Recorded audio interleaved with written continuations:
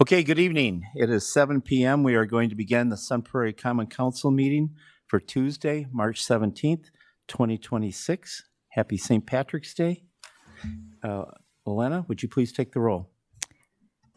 Comstock, Here. Crombie, Here.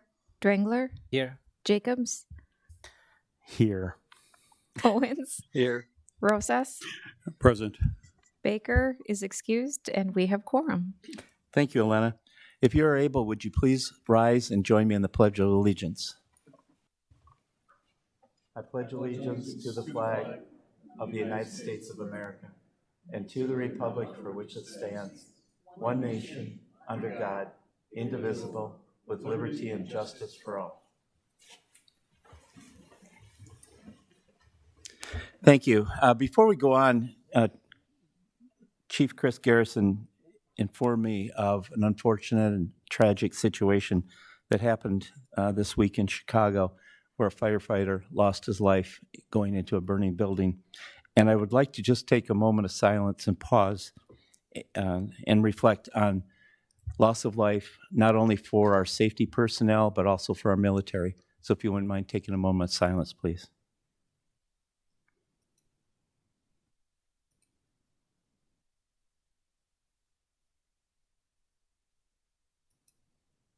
Thank you. Okay, next is the consent agenda. Tonight, I'm going to change it up a little bit and speak from the podium.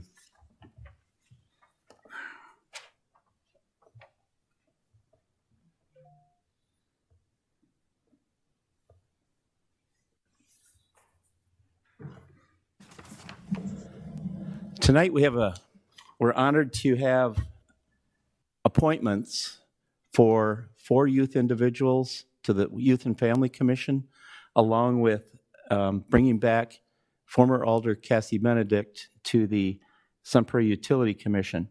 But what I would like to do to start is I would like to have the 4 commission elects come up here and so that the council can meet you. So if we could have Isla Kempfer, Parker Belkin, Blake Bennett, and Gage Hopwood, please come up.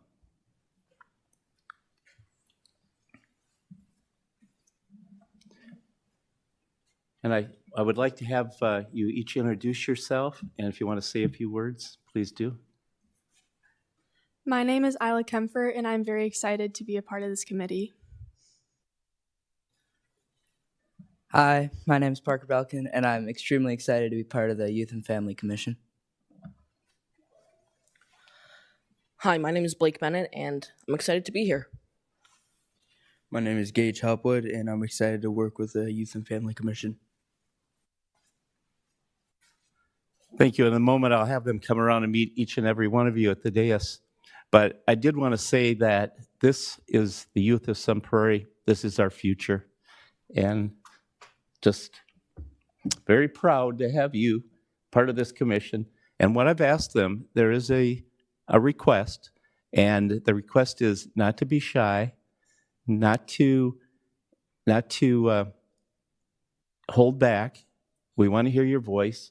We want to hear from the youth to make our youth in a much better place. So I wanted you to be educated to see how government works. Right now, you're commission-elect, and the commission will, or the committee will vote to make you an actual commissioner. So with that, I would entertain a motion for the consent agenda. Yeah, So move. Okay. I'll second it. Okay, we have a motion, a second. Okay, all in favor, please signify by saying aye. Aye. Aye. Aye. Opposed? Congratulations.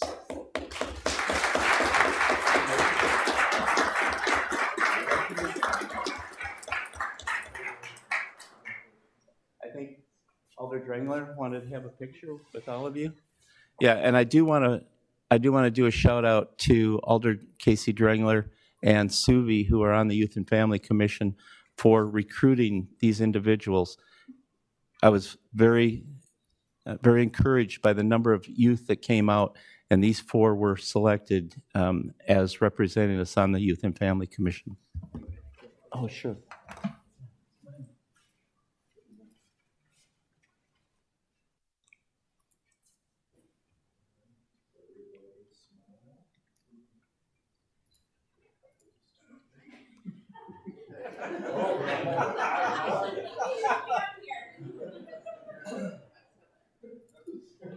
Congratulations.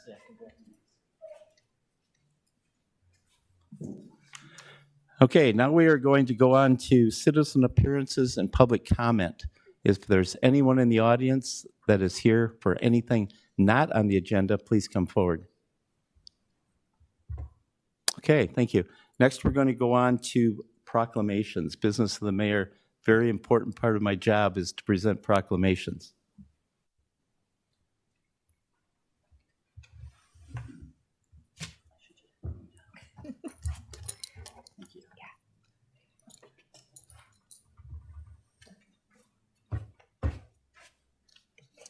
Okay, the first proclamation tonight will be Limb Loss and Limb Difference Awareness Month. So Pam and everybody, you want to come forward? Yeah, that's good. I hope you all want to speak. Okay, tonight we are honored once again to have the Limitless Wisconsin team here, and I do want to read the proclamation. Whereas limb differences, whether congenital or acquired, affect many individuals and families, and those living with limb differences deserve to be recognized, supported, and empowered. Whereas Sun Prairie is proud to be the birthplace of Limitless Wisconsin, an organization dedicated to fostering a community of individuals, families, and advocates living with limb differences. Whereas Limitless Wisconsin has worked tirelessly to raise awareness, provide support, and advocate for individuals with limb differences, helping them achieve their fullest potential and live their lives without limitation. And whereas through education, outreach, and collaboration, Limitless Wisconsin aims to create a more inclusive society where individuals with limb differences are embraced, celebrated, and given access to the resources they need to thrive. And whereas Limb Differences Awareness Month is an opportunity to celebrate the strength, resilience, and contributions of individuals living with limb differences while also raising awareness to foster greater understanding and inclusion. And whereas the City of Sun Prairie recognizes the importance of diversity and inclusion and is committed to supporting all individuals in their pursuit of equality, access, and opportunity. Now, therefore, I, Stephen C. Stocker, Mayor of the City of Sun Prairie, Wisconsin, do hereby proclaim the month of April 2026 Limb Loss and Limb Difference Awareness Month in the City of Sun Prairie. I encourage all residents to join in celebrating and supporting the limb difference community and to learn more about the important work being done by Limitless Wisconsin to make the world a more inclusive and empowering place for all.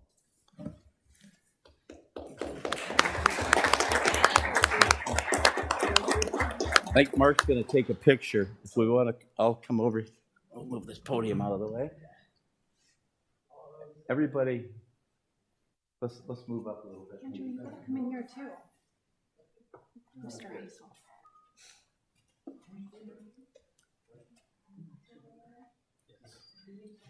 Okay, Andrew, you've been requested.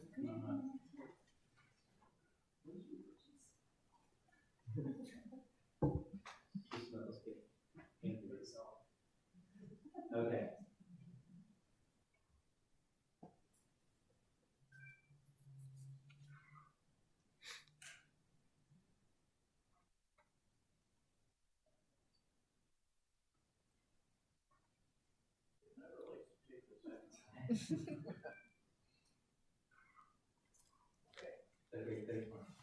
Okay, Pam or anybody, Ryan, anybody would like to speak, please do. So April being Limb Loss and Limb Difference Awareness Month, just so you guys are aware, there's 115,000 Wisconsinites that live with limb loss or limb difference in the state of Wisconsin. We are a very agricultural and industrial state, And a lot of that is a contributing factor. Not only that, but there's automobile accidents, motorcycle accidents, UTV accidents, and people being born that way. I am super excited with our partnership with Sun Prairie Community Schools and with MANA, the Madison Area Network of Amputees. We are hosting the state's first ever limb loss and limb difference resource fair on April 18th at Central Heights. So we have 30 different vendors and resources coming to support the community, and we have people that will be engaging from across the community and really just bringing a network of people together so that way people just don't feel so alone in this world, which is going to be super amazing. So mark it on your calendars. And then I also wanted to recognize the work that our representatives are doing for us at the Senate and at the Assembly. We currently have been advocating for change with our insurance laws to make prosthetics more accessible in the state of Wisconsin. And as of the end of February, the Senate does have a bill number 1077, and we're waiting for the Assembly to come along as well. But just really appreciative of the support in Sun Prairie, as well as our representatives in the government that are supporting us at a higher level as well. So thank you. Thank you, Pam. And I just wanted to say too, I know I spoke last year as well. I connected with Pam and River early on. I wrote a children's book called Different is Awesome, based on a true story where one of my younger brothers brought me for show and tell one year, because why wouldn't you? I have one hand. I was born that way. I wasn't one of the accident ones here in Wisconsin, but I was born that way. Often people ask me, did you lose it in the war? And I said, what war would I have lost it in? But that comes with the territory. And so this is incredible. Having grown up here, I'm 48 now. This is incredible to see this happening and to see the people behind it, to see Pam's work, to see the mayor's work, to see these people, to see the people of this community who are behind it, and to see the event happening in April and to be a small part of that feels incredible as a person who is embedded in this community and a part of this community. It feels amazing to see this happening. So I just want to thank you as a person who is a part of this community for doing this. It means a lot to be seen that way and to feel that support. I wanted to say that as someone who's here, and it means the world. So thank you guys so much. Thank you, Ryan.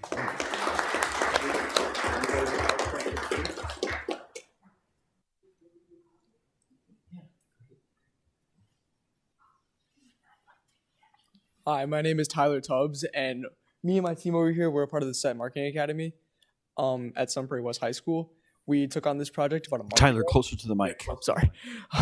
We took on this project about a month ago, and as someone who has a father who is an amputee, I've seen this problem firsthand, and just being able to bring awareness to this issue is something that me, as someone who's about to turn 18, is someone that's it's pretty special to me. And also being a part of the April 18th event is another thing that's extremely special to me and the youth community.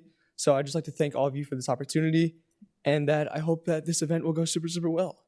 So thank you guys. Very good.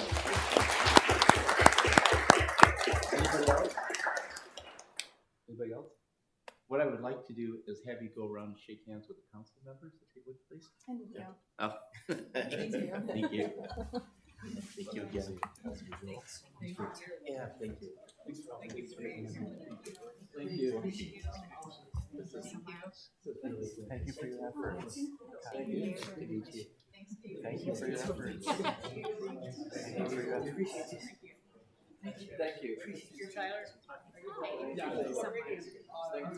Thank you. Thank you for your efforts. This is a good project. Thank you for your efforts. Thank you for being nice. Well done. Thank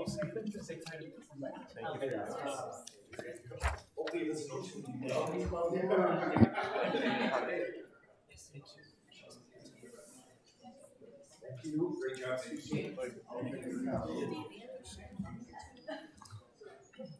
Yeah.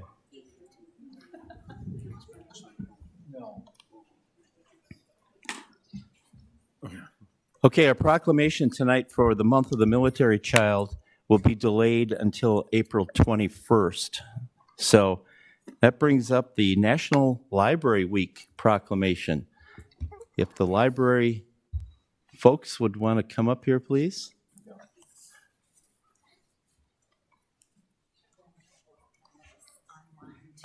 Okay. Okay. Yeah, if you want to, when you speak, you don't want to.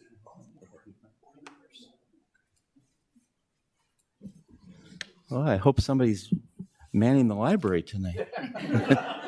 This is great. Yeah.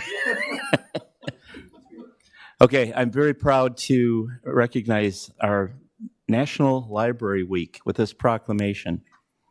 Whereas libraries have long served as trusted and treasured institutions for all members of the community, regardless of identity or status. And whereas libraries are accessible and inclusive places that foster a sense of connection and build community. And whereas libraries are expanding their resources and continuing to meet the needs of their patrons as we adapt to our changing world. And whereas libraries connect people to technology, providing access to broadband internet, computers, training, and innovation that are critical for educational and employment opportunities. And whereas libraries offer opportunities to connect with new ideas through physical and digital books, multimedia content, and through in-person, virtual, and hands-on programs and classes. And whereas libraries are committed to sustainability practices that are environmentally sound, economically feasible, and societally equitable, and whereas libraries are an essential public good and are fundamental institutions in democratic societies, providing trusted information, ensuring the freedom to read, champion lifelong learning and literacy, and promoting the free exchange of information and ideas for all. And whereas National Library Week is an annual celebration highlighting the valuable role libraries and library workers play in transforming lives and strengthening our communities. Now, therefore, I, Stephen C. Stocker, Mayor of the City of Sun Prairie, do hereby proclaim the City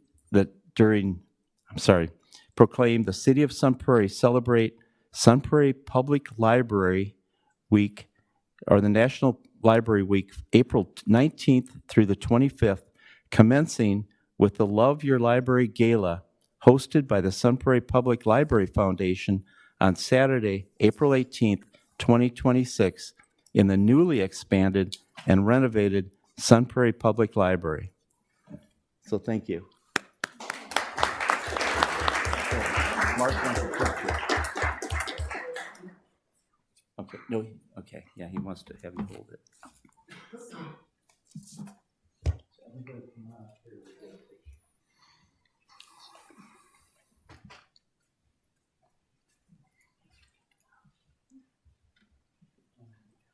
Okay, can you see everybody, Mark?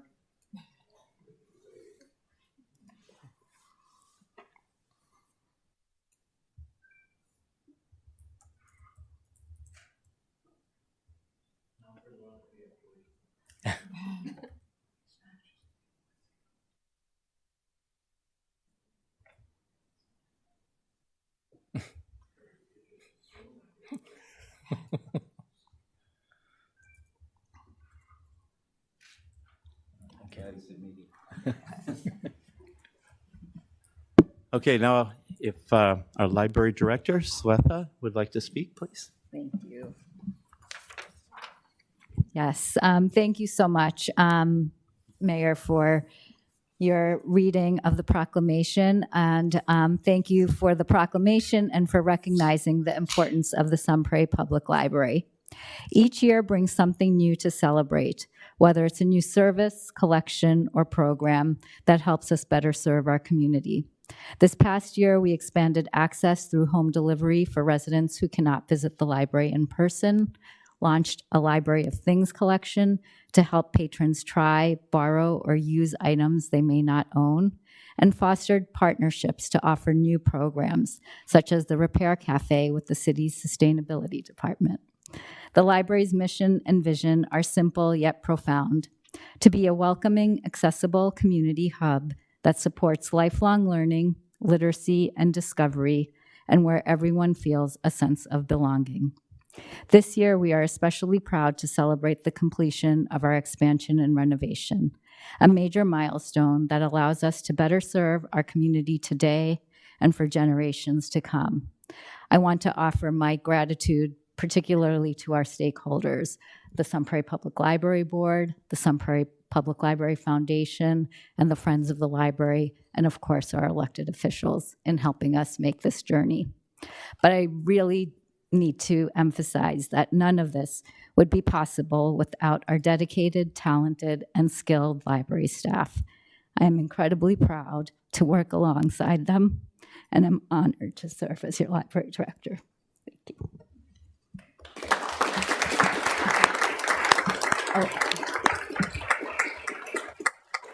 I also want to point out that we have a couple of panelists on the screen, Crystal Johnson on our library board. Hi, Crystal. And Nicole Beatty, who is being shy, but she's there too.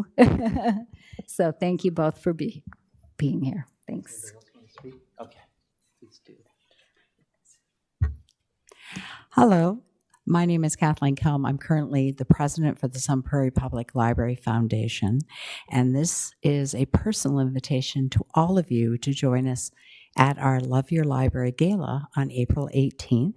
We are featuring a special guest of Quan Berry, who will be speaking as part of our program. We have food being provided by Salvatore's. We have the Cannery Wine folks handling the beverage area.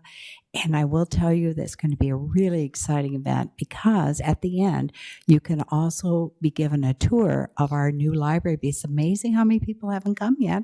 So that means all of you, please consider coming to our gala. Also consider this is my personal invitation to all of you. Thank you.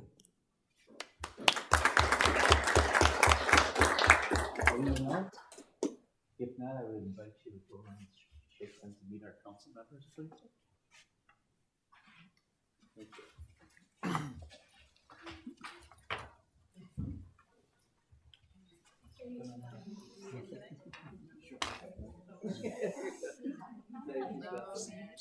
Yes.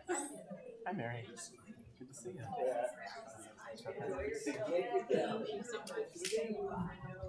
Show you my library card.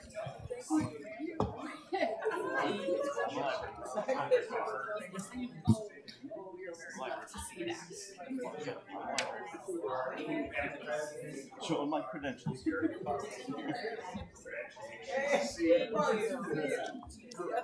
Show my credentials.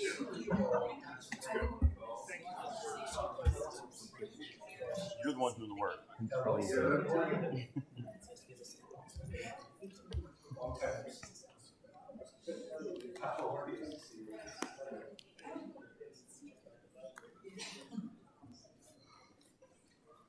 Okay, next is a proclamation for Women's History Month. So before I begin, I would like to ask all women in the entire room to please come up here. This is for you.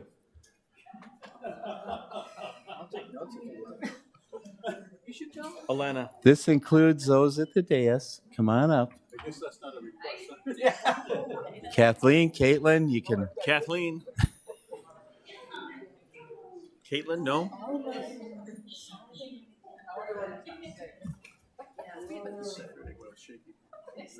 Not sure who wants to hold this.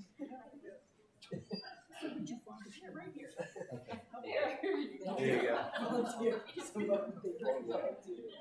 Thank you. Donna, I see you in the back. Come on, Donna. Go, Donna, go. Okay. For this proclamation, whereas American women of every race, class, and ethnic background have made historic contributions to the growth and strength of our nation in countless recorded and unrecorded ways.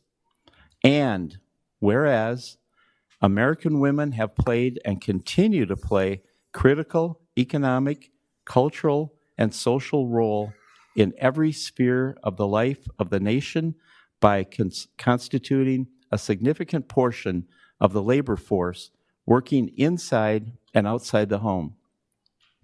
And whereas American women have played a unique role throughout the history of the nation by providing the majority of the volunteer labor force of the nation. And whereas American women were particularly important in the establishment of early charitable, philanthropic, cultural institutions of our nation, and whereas American women of every race, class, and ethnic background served as early leaders in the forefront of every major progressive social change movement. And whereas American women have served our country courageously in the military, and whereas American women have been leaders not only in securing their own rights of suffrage and equal opportunity, but also in the abolitionist movement, the emancipation movement, the industrial labor movement, the civil rights movement, and other movements, especially the peace movement, which creates a more fair and just society for all. And whereas, despite these contributions, the role of American women in history has been consistently overlooked and undervalued in the literature, teaching, and study of American history. Now, therefore, I, Stephen C. Stocker, by virtue of the authority vested in me as mayor on behalf of the city of Sun Prairie, hereby recognize the month of March 2026 as Women's History Month.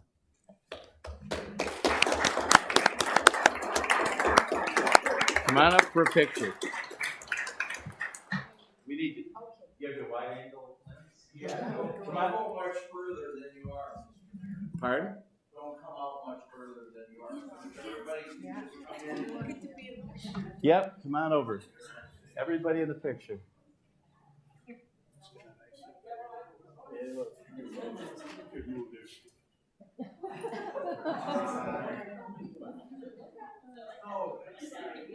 We can make 2 or 3 rows here. There you go. Let's try to size ourselves. Marie, can't see it. Is everybody in there?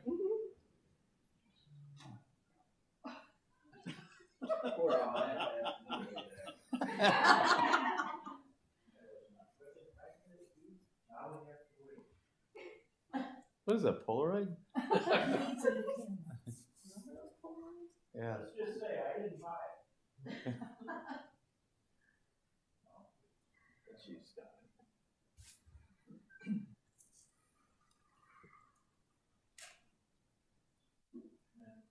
Without the flash, and for some reason it has to wait until the flash charges. Okay. Hence, we need a referendum passed, right?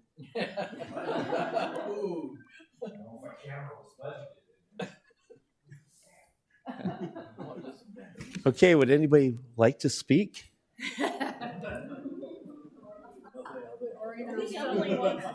Just tell them we're not done. Yeah. We're not done. Yeah, we're not done. Right. There you go. Okay, thank you.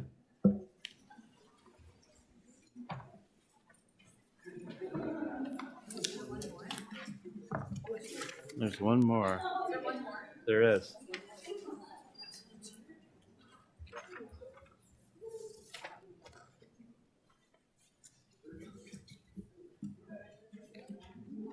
I think somebody took my.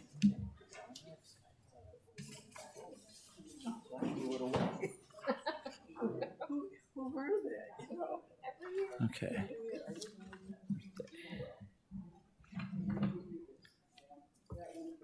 Okay, the next one is on Earth Day. So those here for Arbor Day or Earth Day, would you please come up?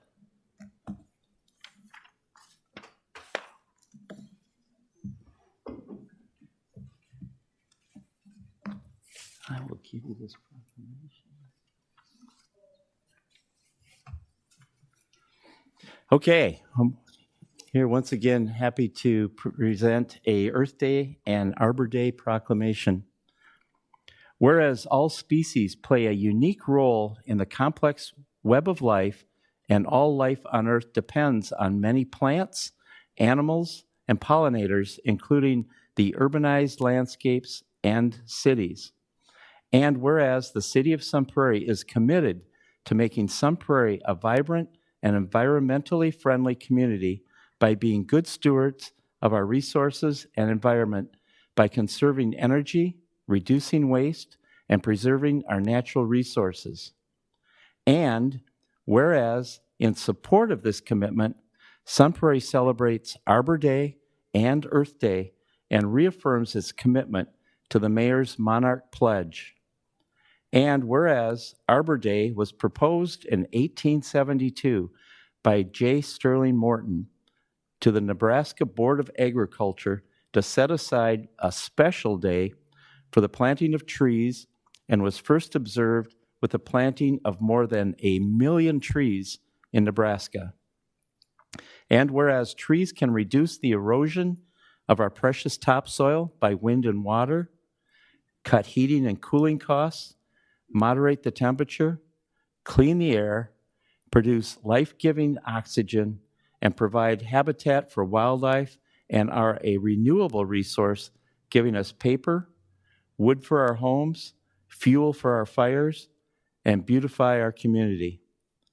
And whereas the Wisconsin Senator Gaylord Nelson founded the first nationwide Earth Day that was celebrated over 50 years ago on the 22nd of April, 1970, and is an annual reminder of the constant need for environmental activism, stewardship commitments, and sustainability efforts. And whereas Arbor Day is observed on the last Friday of April each year, and Earth Day is recognized on April 22nd of each year throughout the nation and the world.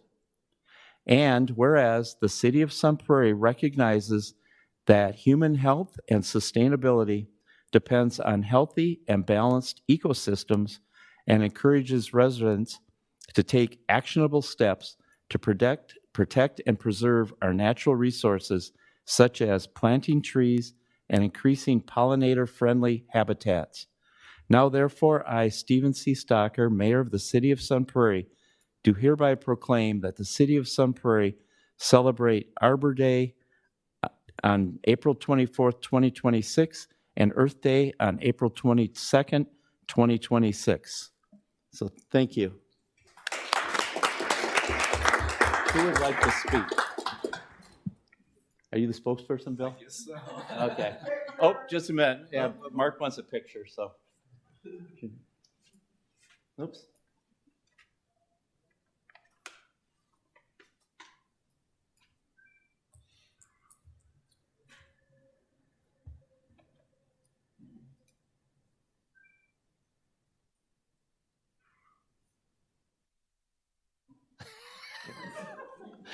Before that battery runs out. Bill, On behalf of the Parks Friends and also Parks and Rec and city staff, I'd like to thank the partnership of the city and all its residents in helping to maintain our environment here. One of the key events that we do each year is the Earth Day Park Cleanup, and between 150 to 200 people come out. And for the past 3 years, we've hit every park in town and cleaned it up for the season. And that's remarkable for a city to do that. And we will do it again this year on April 25th. We'll meet at Sheehan Park at 9 o'clock in the morning, and then head out to each one of the parks and do that cleanup. Later in the year, we also have plantings of pollinators in various parks. And each Saturday, we also do one Saturday a month, we do a invasive removal in some of the parks. This Saturday will be over by Creekside School in the park behind there. It's definitely been a partnership between staff, the Parks Friends, and every citizen in here that's participated. And we thank you all.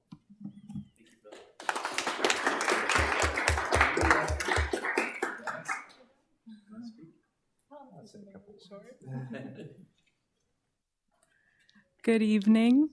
I'll be speaking with all of you later a little bit more about pollinators this meeting, but I just wanted to say, we're really proud here to celebrate Earth Month. We love Earth Day so much that we turn it into a whole month throughout April with events and programming that takes place here in Sun Prairie. And, similar to our Beholden Groundhog, this initiative began in Wisconsin. So I think we can really embrace that. And, it's now a nationally recognized occasion. And we have so many great natural areas here, from the driftless region to the Great Lakes, to enjoy. And so I hope you all can get outside and enjoy the natural world during April.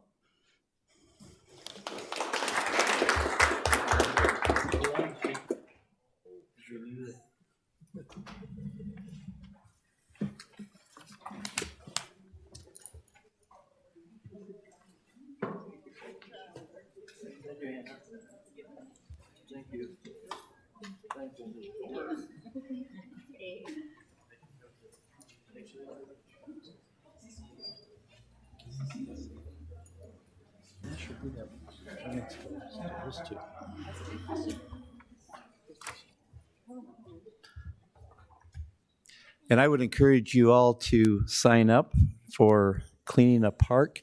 I've done the parks in District 1 if you want to join me.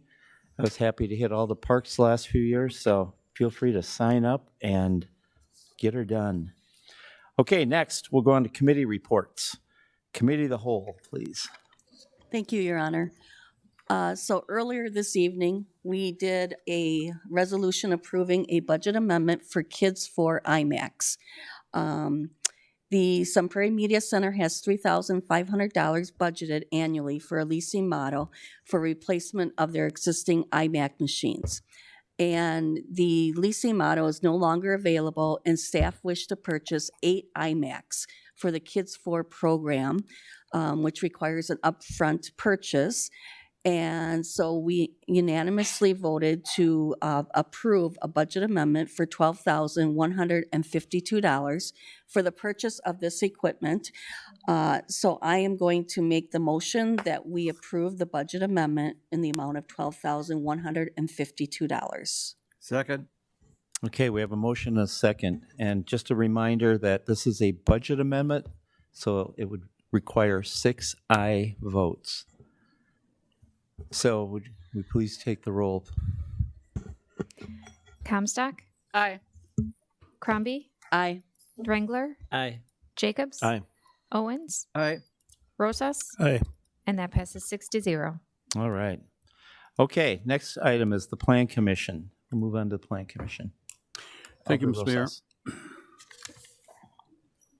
The applicant is requesting approval of a precise implementation plan, PIP, to construct a 3,850-foot car wash with 12 self-serving vacuum stalls located at 2564 Ironwood Drive. The site is currently developed at the Sonic Drive-In Restaurant, and I move approval. Second. Okay, we have a motion and a second. Any discussion? Okay, Helena, would you please take the roll?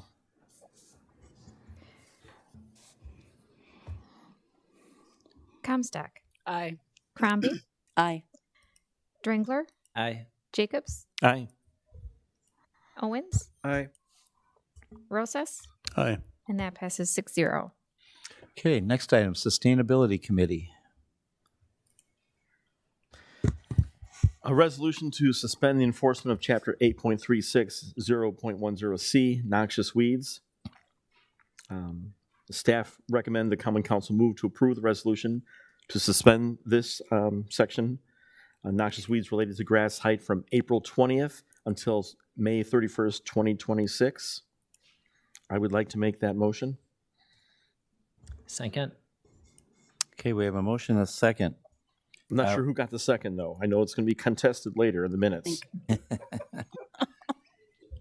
Okay, we do have Hannah Best, our Sustainability Program Coordinator, here for answer any questions. Any questions? Alder Drengler. Yeah, Hannah, if you wouldn't mind sharing some of the environmental impacts of this. I'd love to. So I guess what I'd like to start by saying is that we know from UW-Madison's Department of Entomology that today's bee population is about 25% of what it was in 1900. Both native bees, introduced honeybees, and other pollinators are facing significant declines in their population due to loss of habitat, habitat fragmentation, disease, and poor nutrition.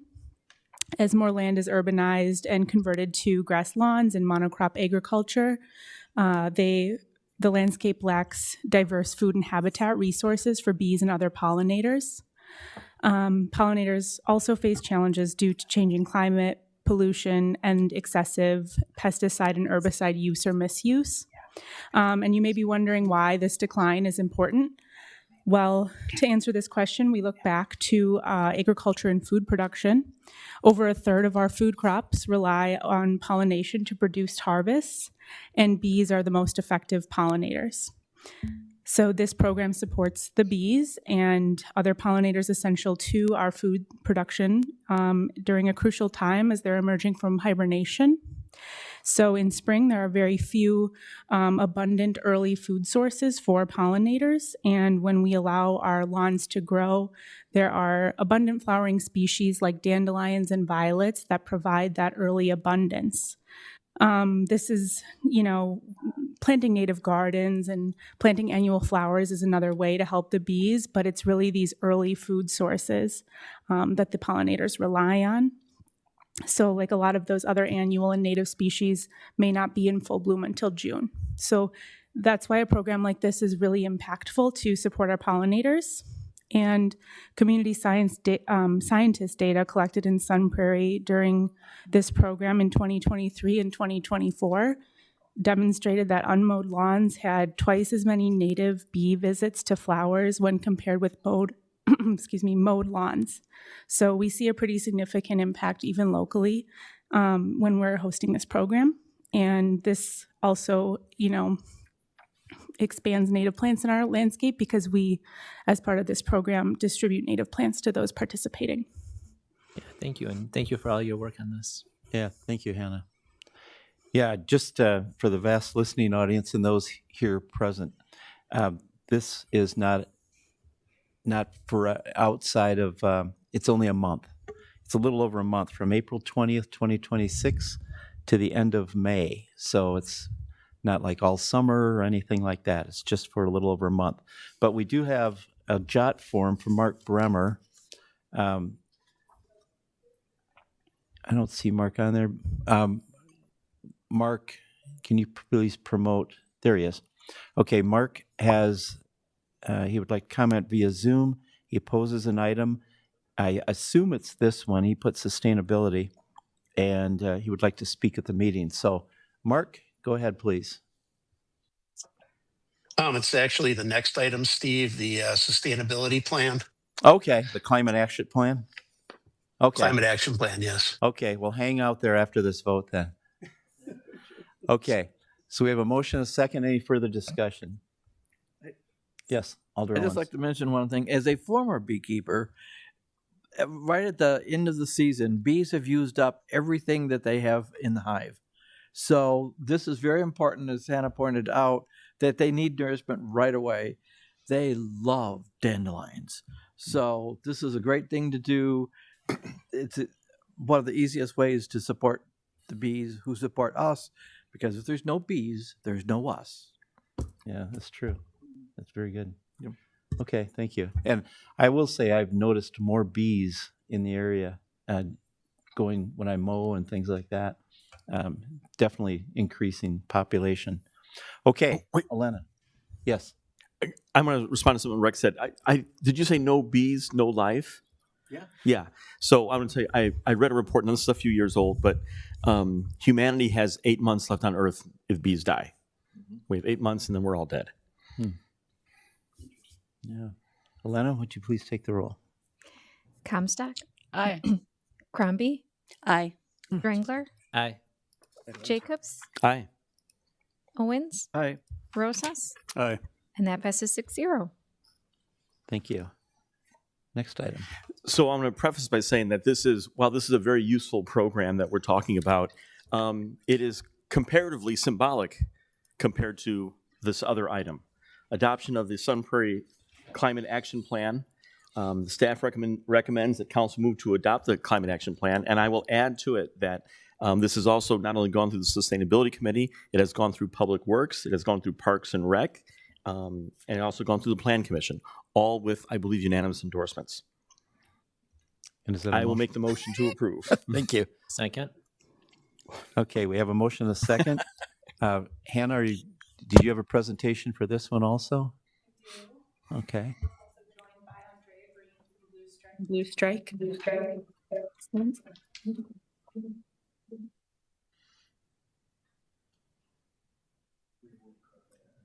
Sorry, I'm just getting my Zoom set up to be able to share slides with you all. Andrea, welcome. Thank you.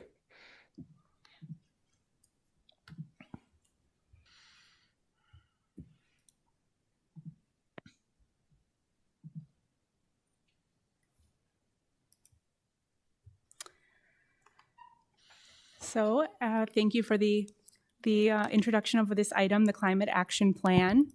I'll jump right into my slides here. So as municipalities nationally and regionally adopt climate action plans, also known as a CAP, to meet emission reduction goals, Sun Prairie City staff identified a federal funding opportunity to develop a CAP with an energy efficiency and conservation block grant from the Department of Energy.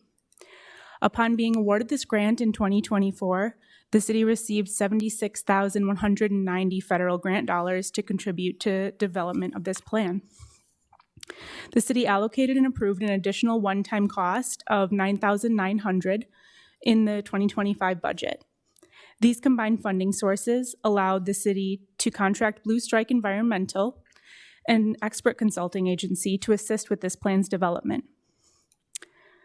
Developed collaboratively with technical experts at Blue Strike, city stakeholders including city staff, Sun Prairie Utilities, WPPI, and the community, this plan has been thoughtfully designed in alignment with the city's capital improvement plan, as well as the city's other plans for transportation, housing, and urban forestry. The CAP builds upon the sustainability work being done across city departments so far, and the city's 2021 Task Force Sustainability Report recommendations.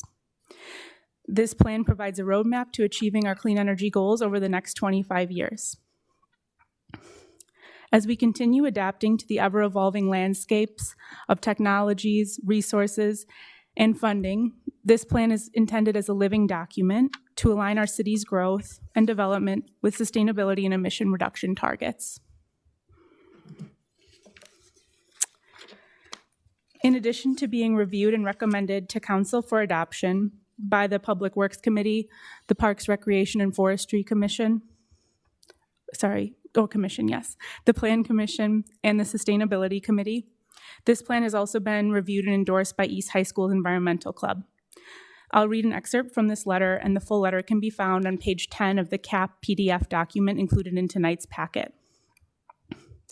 On behalf of the 2025-2026 Environmental Club from Sun Prairie East High School, we are proud to introduce the City of Sun Prairie's Climate Action Plan. As current high school students, we represent the future stakeholders and citizens of Sun Prairie, and we are excited to see our shared interests recognized through impactful changes that will take effect during our lifetimes. We would like to emphasize the urgent need for meaningful action to address climate change in Sun Prairie and to protect our community's overall well-being. We are proud of what Sun Prairie has done to work towards a sustainable future. As you think to the future and consider this plan, you will come across the word resilience, and you may wonder what this really means. Think of resilience as our durability. It is our capacity to withstand and recover quickly from disruption. As UW-Madison's Office of Climatology confirms that weather events in Wisconsin are becoming more extreme and less predictable, resilience planning is our opportunity to observe what is happening nationally and locally and learn from those experiences to better prepare Sun Prairie for unforeseen circumstances or extreme weather events. We can look to the results of widespread power grid outages that Texas was unprepared for, leaving many with a prolonged loss of power. Closer to home, we can look at the 1,000-year flood event that took place last year in Milwaukee as stormwater management facilities exceeded their capacity with a record 14.5-inch single-day rainfall event. As we take steps towards expanding our grid to include a diversified energy portfolio, we increase our reliability. As we strengthen our infrastructure to withstand increased pressures, we are better prepared. And when we include a microgrid at our public library, we ensure that in the event of a disruption, there is a place of respite, resources, and comfort for the community. So I would like to formally introduce Andrea Green, who is joining us tonight from Blue Strike Environmental. She's been instrumental in the plan's development, and she will give a presentation now on this plan. Thank you, Hannah. Let me go ahead and share my screen. All right. Yes, thank you for that introduction. I'm happy to be here tonight speaking with you all. So this presentation will just introduce the project, go over the development process, and then kind of give an overview of the plan itself. So again, my name's Andrea Green. I served as the assistant project manager for the project. Rich Swanson, our director, was the project manager, but unfortunately couldn't be here this evening. We were supported by several other technical people on staff with Blue Strike, and we worked closely with Sustain Dane to conduct stakeholder engagement and outreach for the project. So our goal with the project was to develop a CAP that was both ambitious and equitable, setting realistic targets that meaningfully reduce emissions while improving quality of life and advancing environmental justice. We aim to provide a roadmap to achieve emission mitigation, climate resilience, and sustainability for all residents. And our goal is to tell a story with the plan, assessing where the city is currently, where the city aims to be, and providing a roadmap for how to get there. So this is the timeline for the project. As you can see, we kicked off in February of 2025, and we've completed the first 3 phases, focusing on developing a baseline assessment, stakeholder engagement, and then developing the plan strategies and the plan itself. We have a couple of images here from Sun Prairie's greenhouse gas inventory. This data is from 2024, and on the left we have emissions for municipal operations totaling 7,860 metric tons of carbon dioxide equivalent. On the right we have the entire community's emissions, including municipal operations, totaling 320,049 metric tons of carbon dioxide equivalent. For the community inventory, transportation and energy made up nearly 97% of emissions. So these categories were especially important as we developed strategies for the CAP. Looking at community engagement, here's a summary of some of the engagement efforts our team has been working on over the last year. We hosted 2 workshops, one in a hybrid format, one in person. Sustain Dane also helped us host 2 pop-up events, one at Infopalooza and the other at the Sustainability Fair. At these events, we encourage folks to take the survey, vote on their favorite sustainability topic, choosing from ideas like waste diversion, transportation, and renewable energy. And then finally, we hosted an online survey and received 202 responses. The purpose of this survey was to gauge community interest in certain climate action efforts and identify any key focus areas for the plan that were likely to receive support from the community. So throughout the project, we met bi-weekly with a core team of that was made up of city staff, Sun Prairie Utility, and WPPI staff. We reviewed progress on the project, collected data, planned engagement efforts, and then worked to develop the CAP's goals and strategies. We also convened a steering committee at 3 key points in this process. This group included representatives from additional city departments and community partners such as the school district and Sunshine Place. These meetings helped us share updates, gather feedback on the plan's development, and coordinate outreach, particularly by helping share engagement opportunities like that community survey through their networks. So early on in the project, we worked with the project team to identify 5 focus areas that serve as the main categories of the CAP. They are municipal operations, buildings and energy, urban design and transportation, resource conservation, and parks and green space. All the strategies in the plan are organized under one of these 5 categories, and each category has its own section in the CAP. On the next few slides, we're just highlighting a selection of the goals, strategies, and actions from each of these focus areas. These were developed collaboratively with Blue Strike's technical team and the city's project team, drawing from 3 main sources, one being the city's existing plans and programs, second being input from stakeholders in the community, and then the third being climate planning best practices from across the country. And with these sources, we tailored these strategies to fit the needs and goals of Sun Prairie.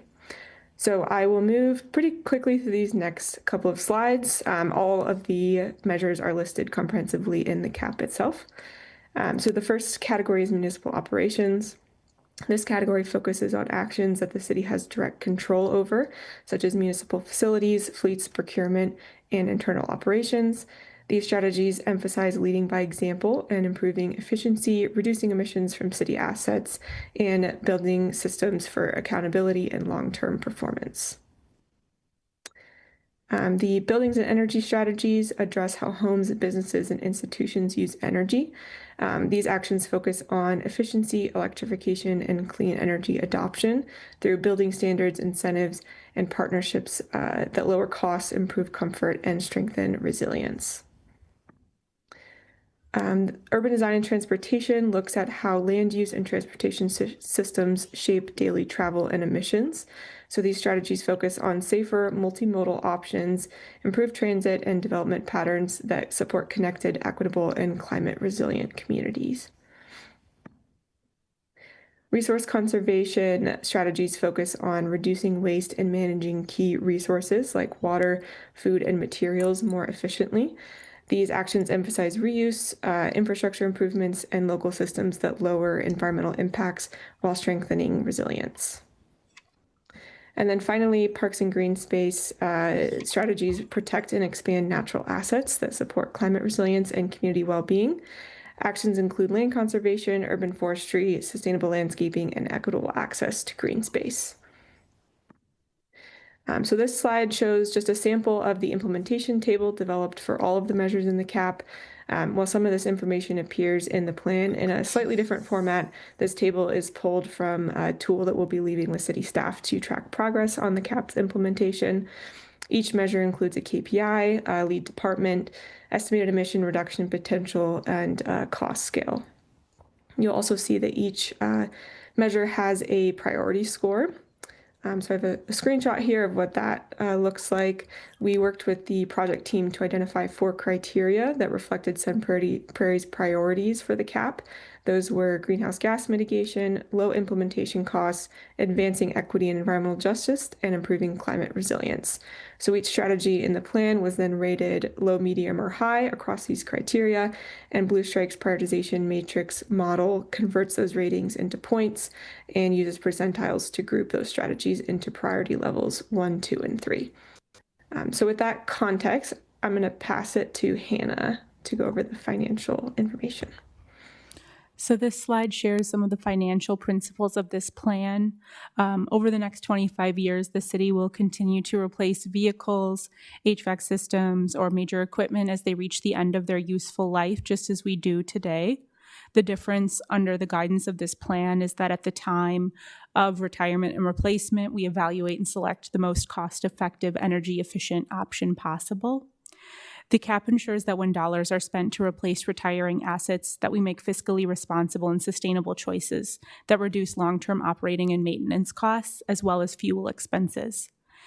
While adopting this plan approves the use of this plan as a tool, it does not approve individual strategies or budget decisions related to implementation.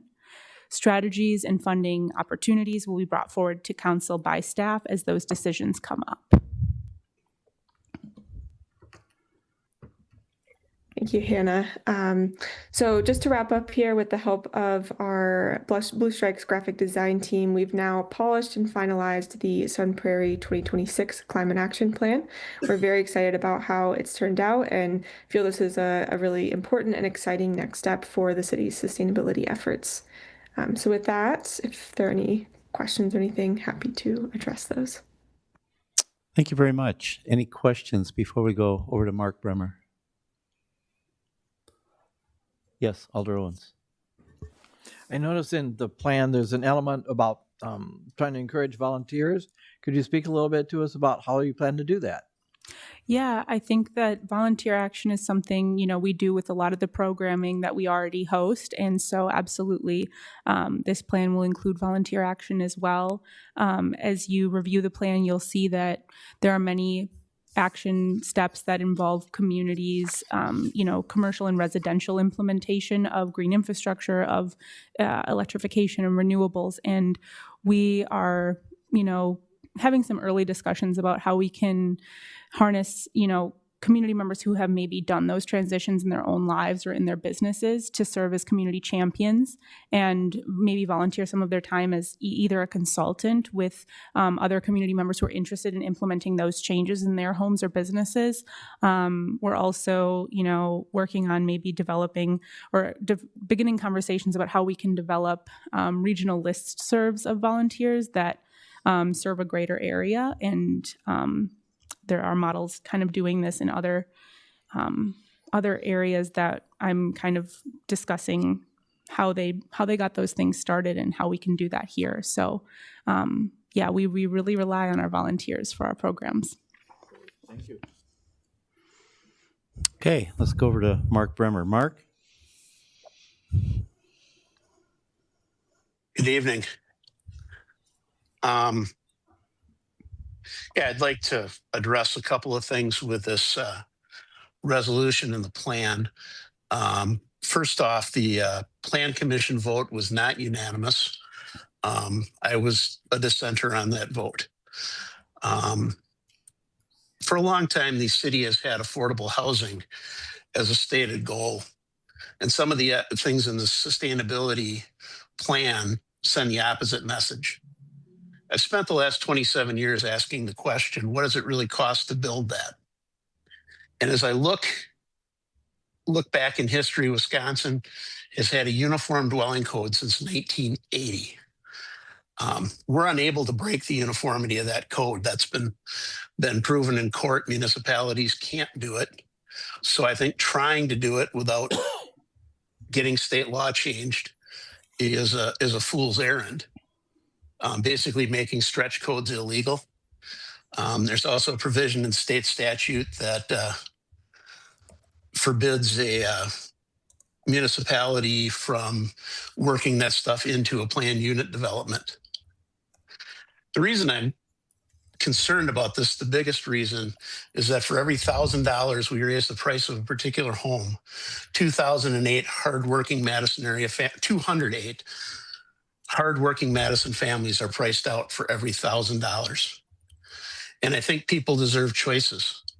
I'm cooking 2 briskets tonight, one flat, one point, because some of us like it one way, some like it the other. And is electrification the final answer? I went to a high school that was built in 1981, the end of the Carter administration, OPEC, all that good stuff. They built it with an electric boiler. Before I graduated in 1988, they replaced it with a gas boiler because they couldn't afford the electricity anymore. With electrification, are we really eliminating the carbon generation, or are we just moving it somewhere else? At our company I worked for, in our manufacturing facility, we've moved almost exclusively to cordless tools from corded tools. We still have to plug them in. We just plug them in at night instead of during the day. They still use electricity. Talked with a customer today who had built a net zero home. Did all of the things, probably spent an extra 30 to 40% on this home to make it net zero. Extra insulation, 2 geothermal wells, solar panels on the roof, beefing up the roof to hold the ballast for the solar panels, a high-end window package. And they were aghast that their recent gas bill was over $1,000. Because they didn't get any energy over that month from the sun, or not much. And the geothermal they had to supplant with electricity that they had to buy. I live in a 25-year-old home. And the only thing we tried to save with that home is money. It was built to the code at the time. My January gas bill was $108, which is a near record high. I also have a gas water heater, gas stove, and gas dryer. How many families do we price out of better housing for our own vanity? $5,000 in added cost prices out 1,040 hardworking families in Central Dane County. These code changes may add triple that amount or more.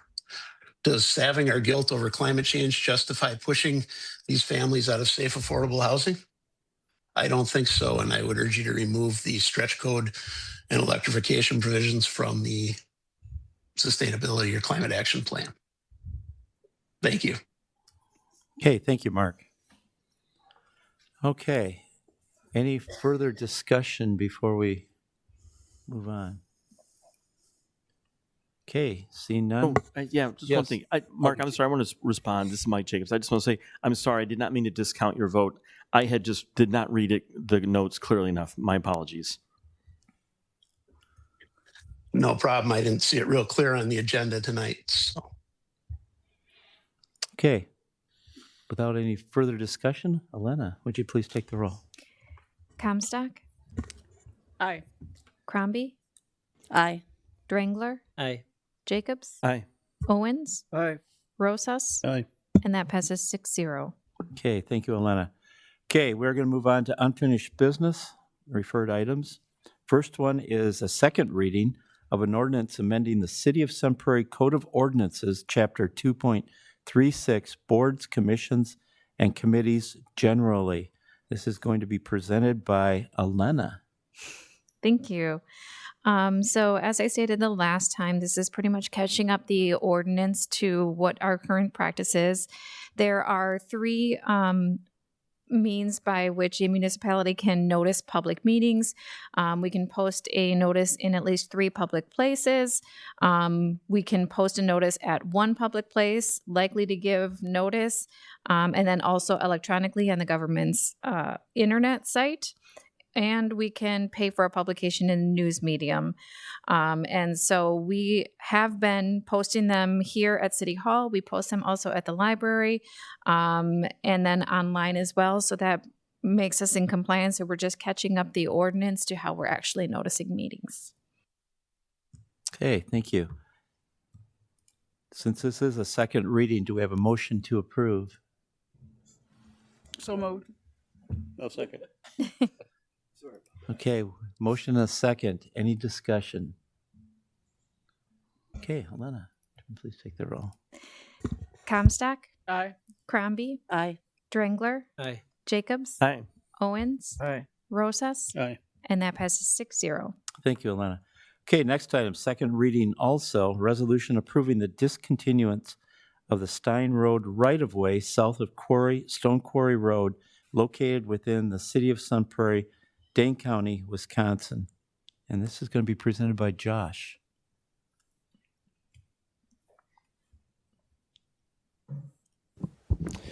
Good evening.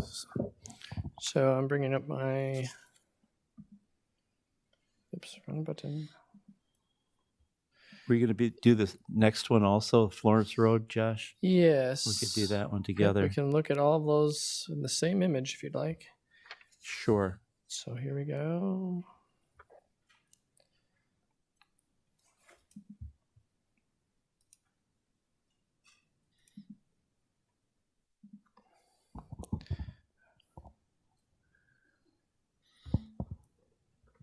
Glad we don't have a green screen, otherwise I'd be a floating head. Okay, here we go. So these are discontinuances of roads that we recently accepted from the town of Bristol.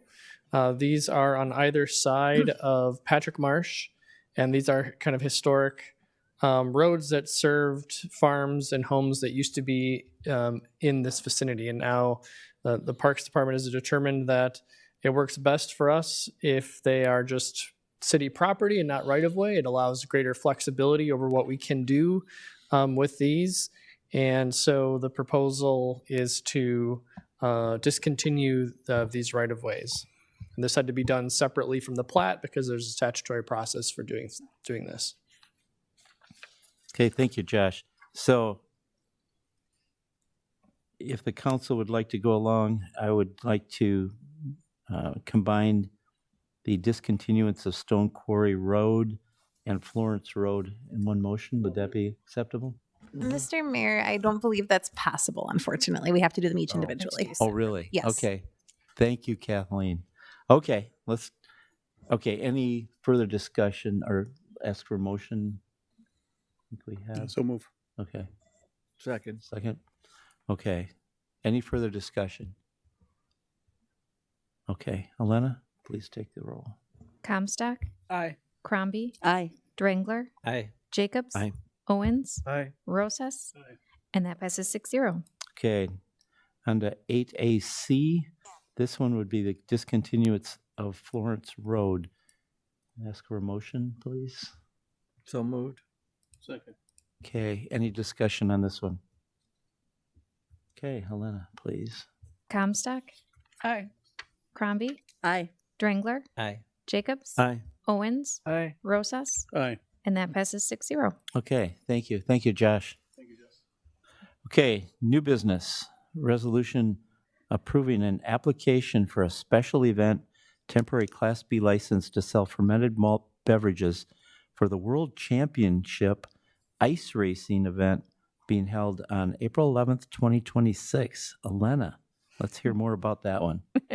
Yeah, so this is a first-time event being held, and all of the necessary reviews and inspections, investigations have all been completed, and the applicant agrees to all the contingencies noted in the resolution, so we would recommend approval.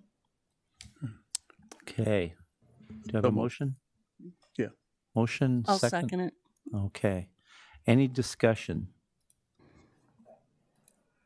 And Elena, could you please tell our vast listening audience where this World Championship will occur? I just clicked off of it. Yes. It is. To note on your calendar for April 11th. I just closed my. Oh, at sorry. I'm sorry. Is it at the skating rink? At the ice rink? At Spice? That's. I'm sorry. No, it's I okay. closed my window out, so That's okay. I'm not sure. More to come on this one. Yes. We've got time. Okay. The World Championship. That's amazing. That's impressive. Okay. We have a motion and a second. Elena, would you please take the roll? Yes. Comstock. Aye. Crombie. Aye. Drangler. Aye. Jacobs. Aye. Owens. Aye. Rosas. Aye. And that passes 6-0. Thank you, Elena.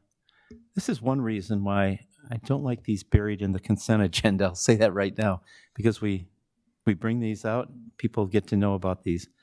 Okay, next one, a resolution approving an application for Class A fermented malt and Class A intoxicating liquor license for daily dispensary and beer located at 120 Jackson Street. Yeah, so all of the appropriate departments have completed the reviews and inspections and conducted all of the required background checks. There's no concerns with this license, so staff would recommend approval. Okay, thank you. Did I hear a motion? Yes. Move approval. And a second? A second. Okay. Any discussion? Okay, Helena, please. Comstock. Aye. Crombie. Aye. Drangler. Aye. Jacobs. Aye. Owens. Aye. Rosas. Aye. And that passes 6-0. Thank you very much. Okay, next is a resolution approving an application for a transfer of retail licenses for sale of fermented malt beverages and intoxicating liquor for cannery wine and spirits from 1120 West Main Street to 213 Angel Street. Yes, so the only change I would like to note here is that 213 Angel Street no longer exists. So we had to work with building inspection to get what the correct address is now, and it is 113 Columbus Street. Other than that, this is just a transfer. They were down further on West Main Street, so they're just wanting to move closer to their other establishment. They've gone through the background checks. Everything is good, and staff would recommend approval on this item. Okay, thank you, Elena. Do I hear a motion? So move. A second? Second. Okay. Lena, would you please take Oh, the roll? I have a question. Yes. I'm not sure if this is for Lena or Kathleen, and maybe the answer is self-evident, but why do they need permission from us to do this?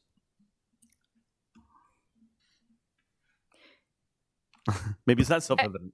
I mean, it's transferring the license, and only certain types of businesses are able to transfer over. So the community needs to be able to approve it. So, yeah, he's just moving from one location to another. So he's not transferring the license to a different entity. He's just simply physically moving locations. He's he's So moving. I guess that's why my question is. Yeah, he's moving his business. Licenses are tied to a specific address, so you can't just Okay. port your license, which is a state statutory requirement. It is not a Sun Prairie requirement. Okay, thank you. Okay. Thank you. Elena? Yes. Please take the roll. Comstock. Aye. Crombie. Aye. Drangler. Aye. Jacobs. Aye. Owens. Aye. Rosas. Aye. And that passes 6-0. Okay, next one you heard about earlier. A resolution approving an application from the Sun Prairie Public Library Foundation for a temporary Class B retailer's license to sell fermented malt and wine beverages at the Love Your Library Gala being held April 18th, 2026. I'll move to approve. Okay. I'll second. Okay, any discussion? Okay, Helena, would you please take the roll? Comstock. Aye. Crombie. Aye. Drangler. Aye. Jacobs. Aye. Owens. Aye. Rosas. Aye. And that passes 6-0. Thank you, Elena. Okay, next item, referrals to the Committee of the Whole. Do we have any referrals? Okay, next item, announcements. I think Alder Drangler, you had an announcement. Yeah, I would like to invite everyone here in our audience to the musical Annie Jr. It's going to be played at Central Heights Middle School this Thursday and Friday at 7 p.m. You can buy tickets at the door. They're pretty, I forgot the cost offhand, but they're pretty affordable. They're pretty inexpensive. So it's going to be a great time. The kids have been practicing very hard, practicing their lines, sometimes during math class. So you're all invited. Multitasking. Very good. Thank you. Any other announcements?